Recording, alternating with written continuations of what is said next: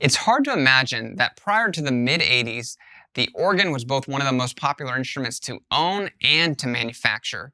So you have to wonder, is there still a market for the organ today, even after its precipitous decline in the latter 80s with the advent of digital instruments?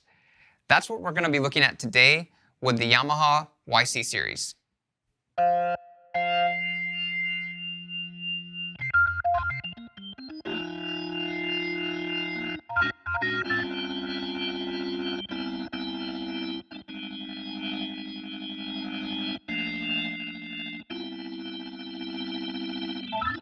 Hi, I'm Zach Marr from Alamo Music here in San Antonio, Texas. You can find us online at alamomusic.com. If you haven't already, hit the subscribe button and turn on your notifications. This is our Alamo Sound Lab channel where we talk about all things music technology related. And today we're looking at the Yamaha Reface YC and the Yamaha YC61 and asking, is there still a market for organs? What is Yamaha thinking with these two instruments, and are they relevant? And it's kind of interesting to look at Yamaha's history in the context of this question. Yamaha's founder, actually, the first thing he did with musical instruments was repair a reed organ for a school district.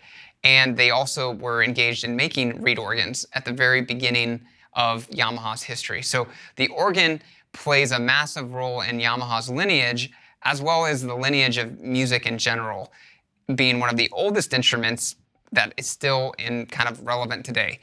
So it's really interesting. The organ kind of fell off in the 80s with the advent of digital instruments being able to kind of create sampled organ sounds, and it became kind of like a patch, basically, that you had in any digital piano that you owned, and not necessarily an entire instrument in itself that you just had to play organ sounds on. And it was interesting in that a lot of the companies that were organ-focused went out of business after the 80s. They were not able to evolve and change with the changing musical taste and preferences of the decades. And it's kind of a sad story in a lot of ways, but a lot of the major technology for synthesizers and digital pianos came out of organ companies. And a lot of the powerhouse organ companies did successfully transition into manufacturers of different instruments, and Yamaha being a perfect example of this.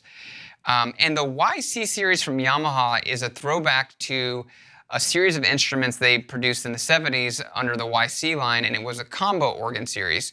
And they're considered some of the best combo organs ever created. And the difference between a combo organ and kind of a traditional home organ is that a combo organ was much more a stage organ that bands would take and tour around, jazz groups, rock groups, and it lived kind of more or less in a body like this. It wasn't, when you think of a home organ, giant with drawbars and not portable. It was kind of the opposite of that. And the YC series is considered some of the best combo organs ever made. They're highly kind of respected and still appreciated by those into kind of vintage instruments.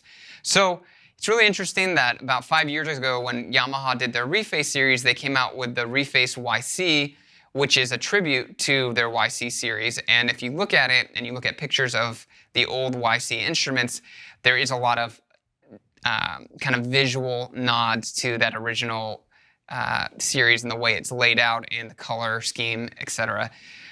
And what's also interesting is that the Reface series, which I think is pretty misunderstood, is not like the Roland Boutique series in that it's not meant to be a recreation of the previous instruments, but I think the Yamaha marketing materials describe it as a reimagination of these instruments. And so the YC series, the Reface YC was really, people really like it. It's very misleading in how small it is and how kind of doesn't look as heavy as it sounds. It doesn't look as powerful as it sounds. It's a really powerful little module, and I know a lot of guys that own it, and they're like, this is one of my favorite modules by Yamaha and in the Reface series.